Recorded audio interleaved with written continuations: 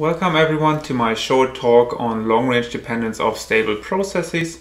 Let me begin my talk by saying that this talk is based on joint work with Vitaly Markogin, Marco Oesting and Evgeny Spodarev. And if you want to have a look at our paper, you can find it by simply searching the internet for this DOI number or by scanning this QR code here. So in the classical sense, long-range dependence is defined for stationary stochastic processes with finite second moments by the non-integrability of the corresponding covariance function as depicted here. Similarly, one says that it's short-range dependent if this integral is finite, so the covariance function is actually integrable. Of course, this definition crucially depends on this finiteness of the second moment, because otherwise the covariance function does not exist, and we cannot talk about long-range dependence in a meaningful way, at least according to this definition. In our paper, however, we want to look at stable processes and more precisely symmetric alpha stable moving averages and max stable processes with alpha Fréchet marginals, and both of these processes do not have finite variance, and therefore this definition does not apply to them. Which is why we did look at the definition of Kulik and Spodarev, which defines the long-range dependence via the covariance of indicators of excursion sets, and more precisely it determines long-range dependence as depicted here. So here you see that there is the covariance of indicators of excursion sets at time point 0 and t, and the excursion levels are not fixed. That means we integrate over all possible excursion sets with respect to a finite measure mu, and then again we integrate all of this with respect to the time over the whole time domain of the process. So in a sense, this definition replaces the absolute value of the covariance by this double integral with respect to the finite measures. This double integral with respect to the finite measures mu, and we have to understand this definition as a process being long-range dependence if there is one finite measure mu on the real line such that this triple integral is infinite, and similarly we say that the process is short-range dependent if for all possible finite measures mu on R this triple integral is finite. So in a sense this definition looks a bit verbose, so it looks way more complicated as compared to the classical definition, but it has some key advantages. Mainly it is defined for heavy-tailed processes, so processes with an infinite variance due to the boundedness of the indicator functions and the finiteness of the measures mu here. So this double integral always exists in all cases, which is nice for our application. Also, which is an additional feature, is that this notion of long-range dependence does not depend on the marginal distribution of the stochastic process, which is also good because we want to talk about the dependence and not about the marginals.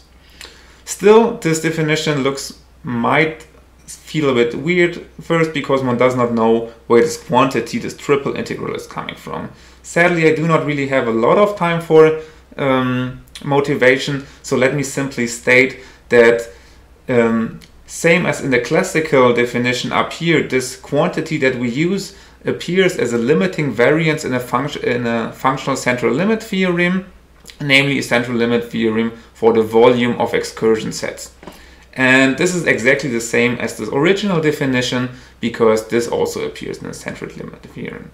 So let me stop there with motivation. For more information, check out the paper from Kulik and Spodarev.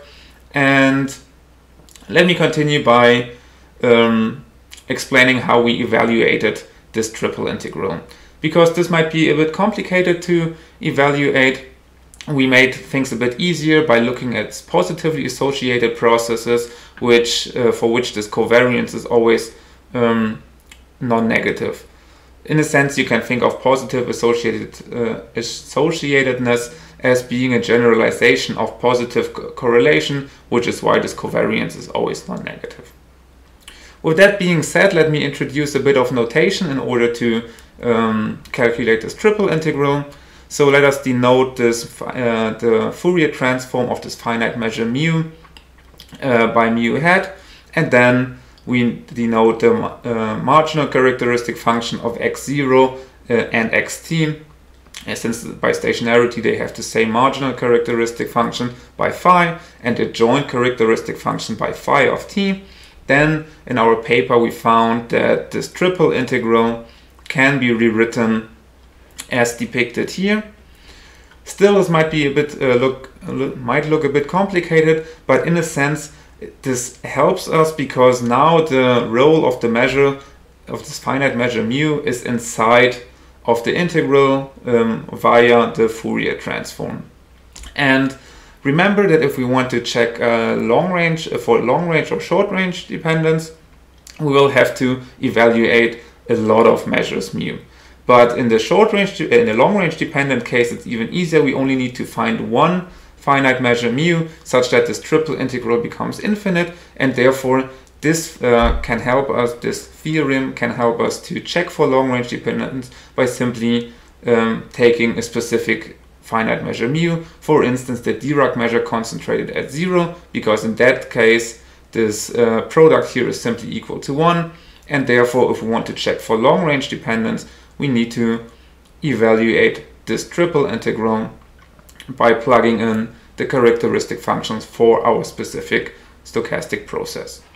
Similarly, if we want to check for short range dependence, we can use our theorem, but there we do not have the luxury to simply take one finite measure, because we need to check all finite measures mu and r, which is why we look at the absolute value of this triple integral, drag the absolute value inside of it inside of the theorem, and then we can simply bound the Fourier transform of the finite measure mu by the mu measure of r, which in this way helps us to compute something quite similar to as before. Basically this here is the same quantity as up here, but with an absolute value inside.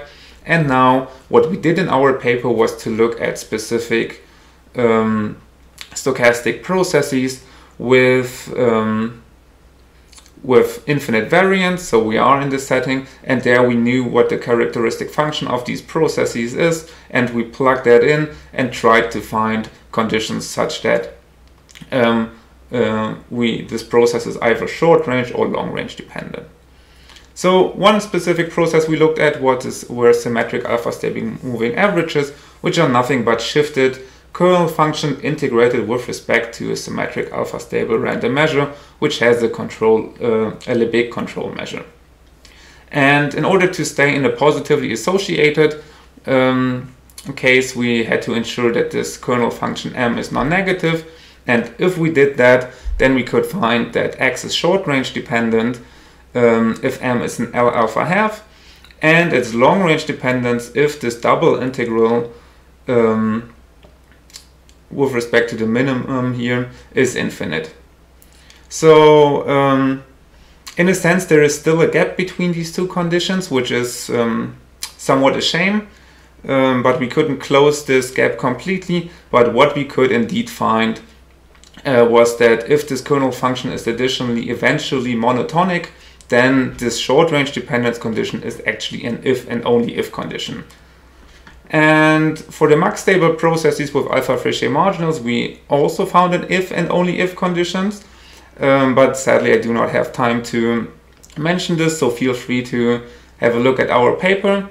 And with that I conclude my talk, and I will see you in the discussion session. Bye.